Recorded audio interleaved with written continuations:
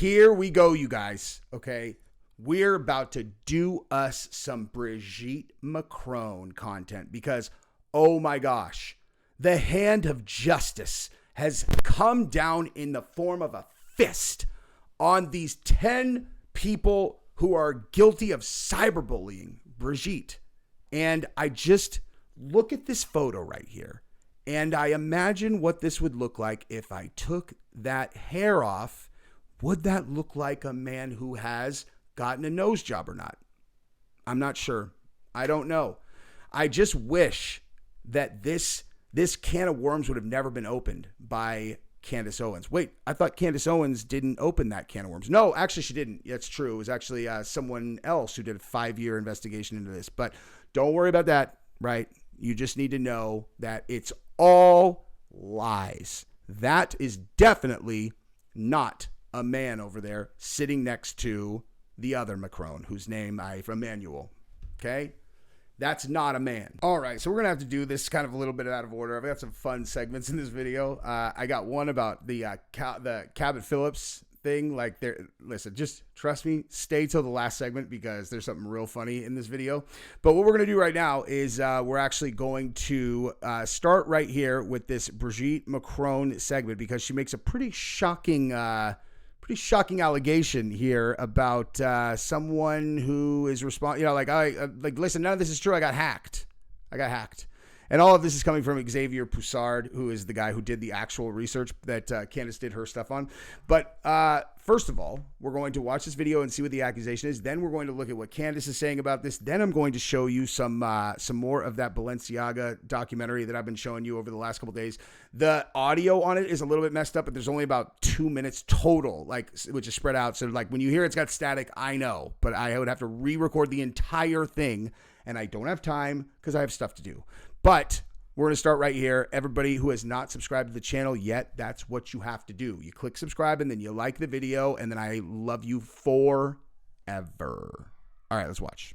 Concernant la rumeur, laissons penser, prétendons que vous êtes un homme. Le jugement sera rendu demain par le tribunal. I'm sorry, did I mention that I'm going to show you Candace absolutely posterize Brigitte after this? Because I'm going to. Correctionnel de Paris. Oui. Dans quel état d'esprit êtes-vous? Pardon, c'est un des jugements. Demain, c'est le harcèlement, le cyberharcèlement. Après, j'en ai un autre contre les deux femmes qui sont en train de jouer avec ma généalogie en prétendant que je suis un homme. Il y a deux versions. Soit je suis née homme, soit je suis née Brigitte, je suis morte en 1960, et c'est mon frère qui est devenu femme. Inutile de vous dire qu'on ne touchera pas à ma généalogie, et que c'est quelque chose d'impossible. Un extrait de naissance, c'est pas rien. C'est un papa qui un jour, ou une maman, qui va déclarer son enfant, et qui déclare qui il est ou qui elle est. Right. The thing is, though, in the theory you just laid out, they said you took the identity of your sister, right? That's what they said.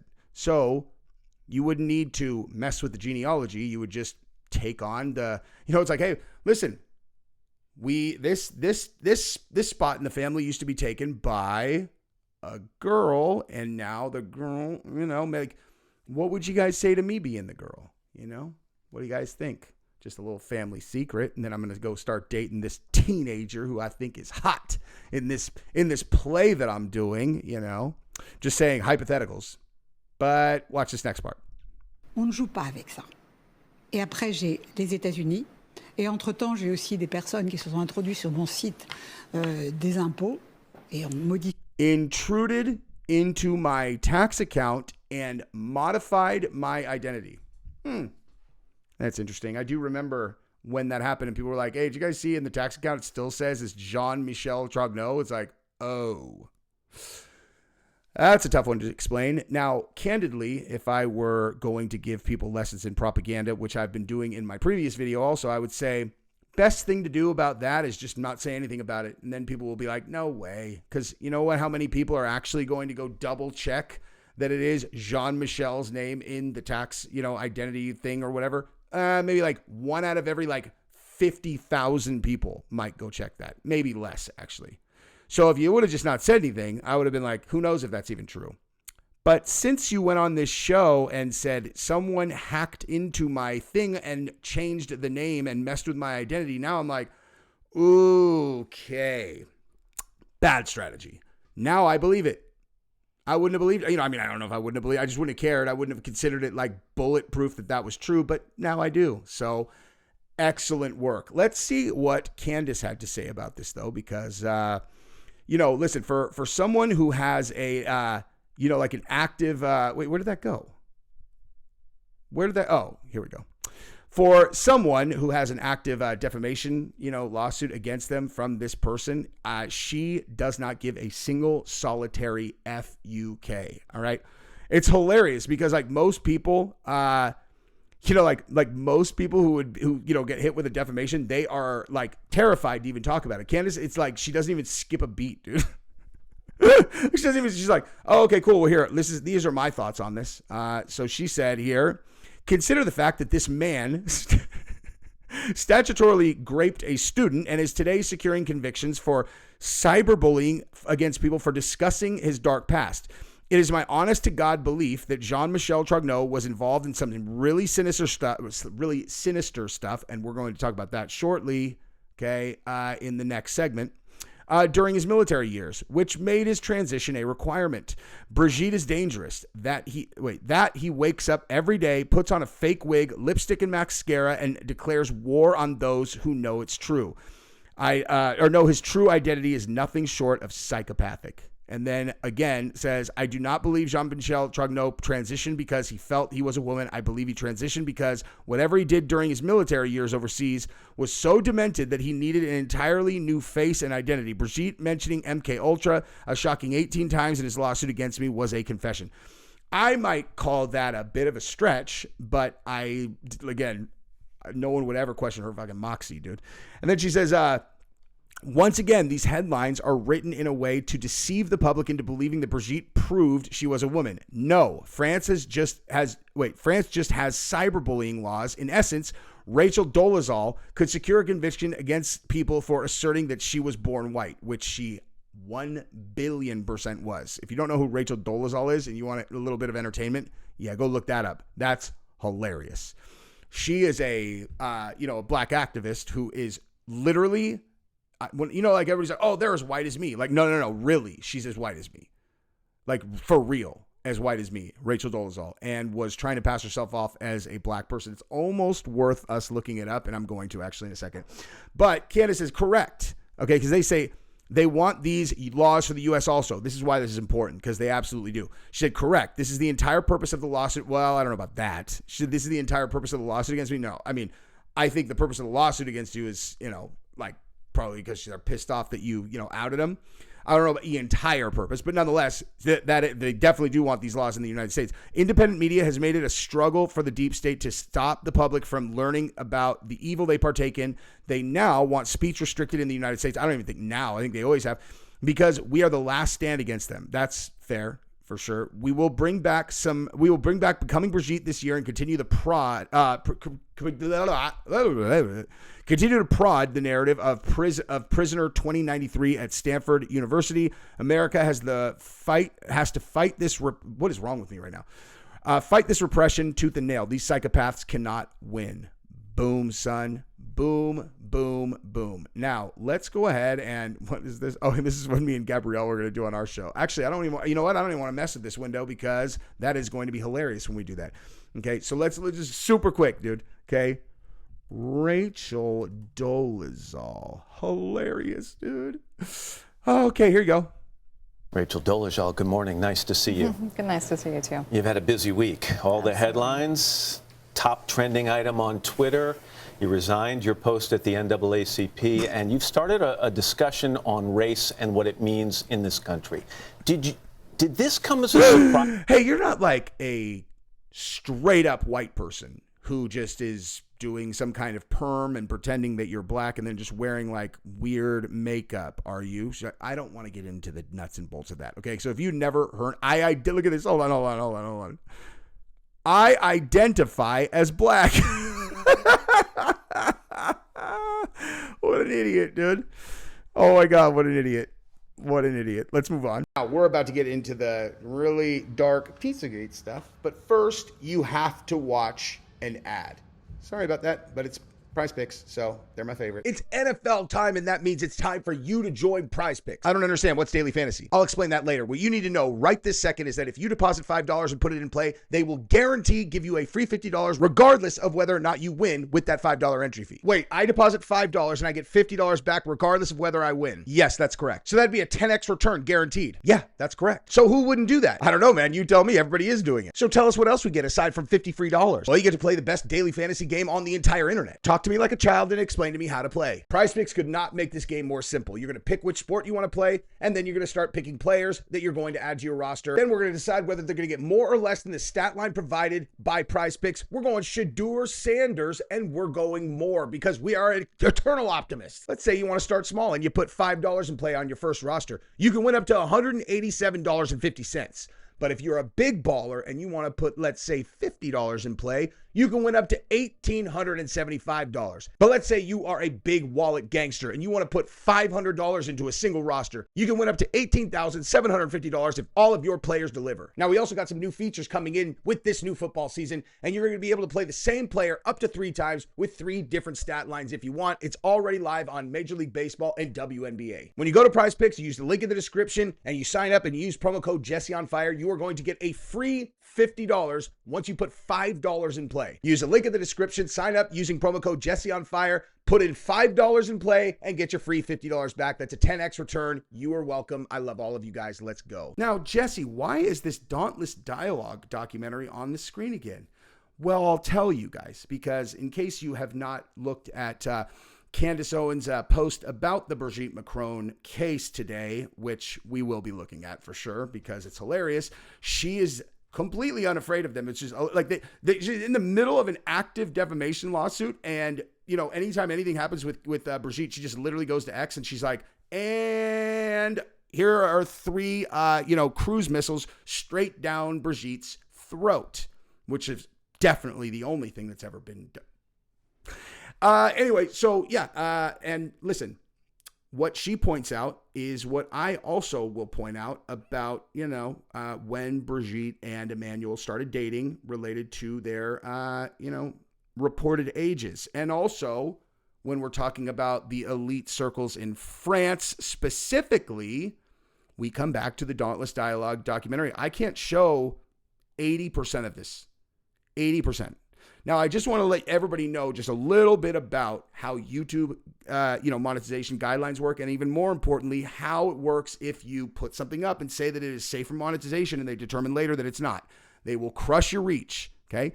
So as much as I would love to just show you guys all of the things that are in this video, more than, what would be better for that is you listen to me talk, and then you go to Dauntless Dialogue, and you go subscribe, and then you watch it yourself. This one's called Darkness by Design Part 2, The High Priests of Culture. Because as they get into the details of these people in France, like specifically elites in France, it is absolutely damning on a level that is like, I couldn't exaggerate if I tried. Okay. Like these are exactly as they're being portrayed by Candace in terms of what the proclivities are and the long documented history of you know what. Now, let's see if I can show you even like a 2-minute clip about Yves Laurent. And I'm going to probably have to edit a lot of this, but let's give it a shot. And then we're going to go look at the Brigitte Macron thing after you subscribe to the channel and ring the bell. Thank you. Wait a minute. Oh, and like the video is what I meant to say. Jeez. Keep your story straight, Jesse. I'm fine. An event, a sacred adventure. In 1985, he published diaries on his trips to the Philippines called A Hellish Gallop, where he bragged. I am going to definitely fast forward that because I already know what he bragged, and it has to do with the number of dolls, the number of dolls that he had sleeping in bed with him in his during his adventure. Because if he was talking about little humans, I would never talk about that because that's not something that we talk about. Downplayed by the French cultural establishment, going so far as to grant him government stipends and legal protection. Wait a minute. So you're saying some absolutely 100% certified, well-known, bragged in a bunch of books about the fact that he would travel overseas to legally, collect little dolls. He had that level of access and, whatever in the government that they were actually providing him financial assistance as these, people started coming out and being like, I don't like people that play with dolls like him. Okay. If you play with dolls, we would consider that disqualifying for you in society. And they're like, wait. Yeah. But don't you know, like the people who run this entire country all like playing with dolls. They do. Yeah, they do. Finally, in 2020, a victim of Matt's nefts named Vanessa Springora released the tell-all memoir, The Consentement. Yeah, so as you can imagine, I'm going to go ahead and skip over that part too. But turns out that when she released her account, it matched exactly with things that he had actually written in his own books. So there was no room for anyone to say, yeah, she's lying, because he had already put this stuff out because he was so brazen about it. Hang on. Let me skip just a little further because that word in the bottom left corner is not allowed. And let's just go like this. All right. How about to right here? Just to evade authorities for years in the 80s were paid for by the Saint Laurent design house. Unfortunately, the YSL brand emerged relatively unscathed by the scandal, due largely to the suppression of the story in the international press, thanks to the same French billionaire class that protected Matzneff. YSL and Balenciaga are siblings in a sense, not just in scandal, but under the same umbrella of their parent company, the international high fashion conglomerate Kering, owned by its CEO François-Henri Pinault. So if you don't know who that guy is, billionaire who owns Gucci, Yves Saint Laurent, all of those things, and married Salma Hayek. Now listen, this is absolutely pure speculation, but like, let's say hypothetically that you were a member of one of those groups that is like, I am going to do what I have to do to get what I want in this life. Like, I'll sacrifice this in order to get this, Can you think of anything that a person might want so badly that they'd be willing to do that? Like, I want to be married to that, Like, I know a lot of people that would do a lot to have that woman be their wife, And also, if you've never seen this, let me just pop this up for you. So Salma Hayek, let me just show you this post she made, Instagram post, meet. I found this rather weird. I don't know what it was, dude, but I found this a little bit disturbing given how much I know about this topic. Okay. I don't know. You tell me. Just, ugh. So I don't know what this is from, but she posted this on her own Instagram where she's just devouring a big, look at, I have goosebumps looking at that. It's like, and the, trick or treat, I prefer a feast. I don't know, man. I don't know. It makes me feel very, very uncomfortable. Anyway, but like we talked about, okay, all of that coming out of France, coming out of France.